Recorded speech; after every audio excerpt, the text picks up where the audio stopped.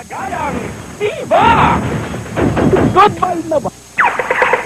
Sa mga kababayan natin mula sa Guam na palagi ang nanonood mula sa The Filipino Channel, a pleasant good afternoon to all of you.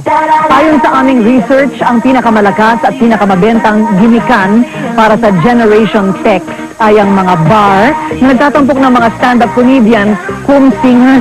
Kadalasan ng mga ito ay mula sa third sex at dinudumog din ang kanilang mga show dahil sa kanilang galing sa pag-impersonate ng mga sikat na artista at personalidad. Ika nga, sulit ang inyong bayad sa katatawanan at entertainment na kanilang naibibigay. Kaya naman misulang all-star cast ang naganap ng magsama-sama ang pinakamagagaling at veteranong mga stand-up comedian sa isang show kagabi sa may Quezon City. Lahat ng mga malalaking bituin na gusto ninyong panoorin ay nandoon sa anyong bading nga lang. Siguradong riot sa katatawanan at first class na awitan ang ating matutunghayan mula sa mga gaya-gayang diva. Akala ko'y hanggang... Sila ang mga kilalang divas na humahataw sa pagkanta. Abay sa taas pa lamang ng kanilang boses, mahuhulog ka na sa iyong kinauupuan. At kung akala ninyo, mga sikat na singers lang ang may kayang gumawa niyan, diyan kayo nagkakamali dahil sila gayang-gaya ang mga diva. Merong kumanta ng Ala Aegis Band.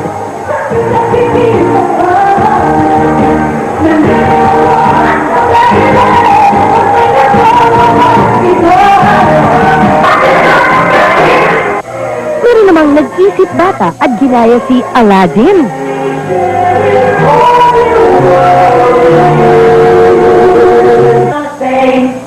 Sino naman kaya ang tatalo dito kay Reyna Cleopatra?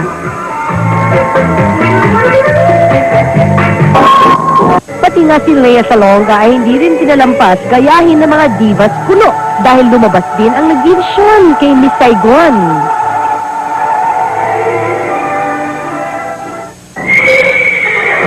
Meron din Chinese diva kung saan ang lahat ay humirit ng hagit-hit.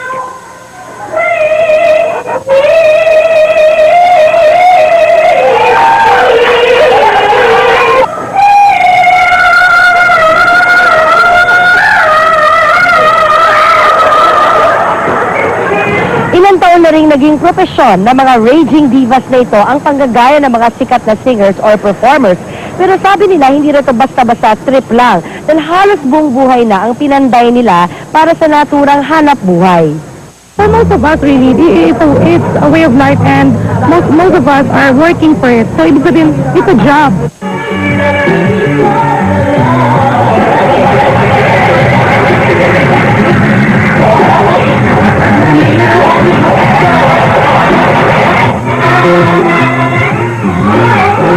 Pag sinabing impersonator ka, kailangan kamukha mo yung in-impersonate mo.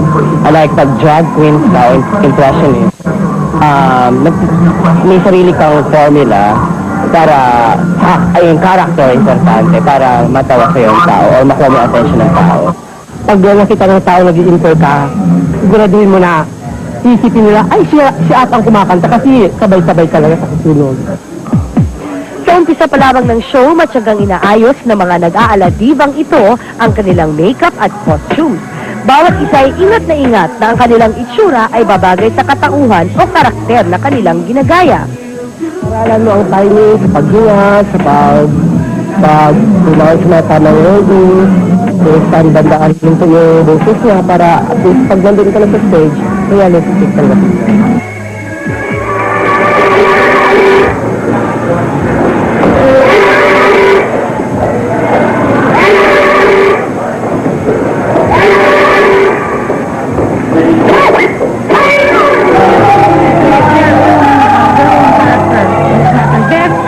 If they think that they fit into that kind of personality, probably they will click, or probably they inject a little bit of themselves into it. At pagdating sa pasiklaban, performance level ang kanilang galing na pinakawalan. Kaya naman itong mga dumayo, abot tenga ang saya sa namalas nilang labas.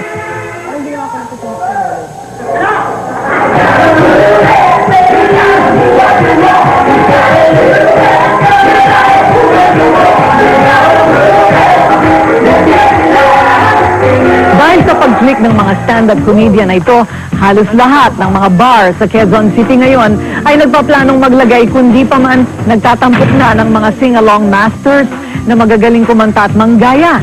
At sa kanilang panggagaya sa kanilang mga idolo, hindi lamang natutupad ang munting pangarap nila na kahit papaano'y matulad sa mga tunay na diva, ito'y pagkakataon pa upang talento nila ay makilala.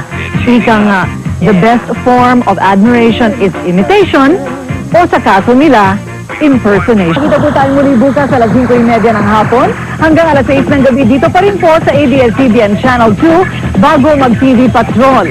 Ako po si Corina Sanchez, ang inyong kaibigan, kabalitaan at kakampi hanggang sa susunod na kabig ng Balitang King.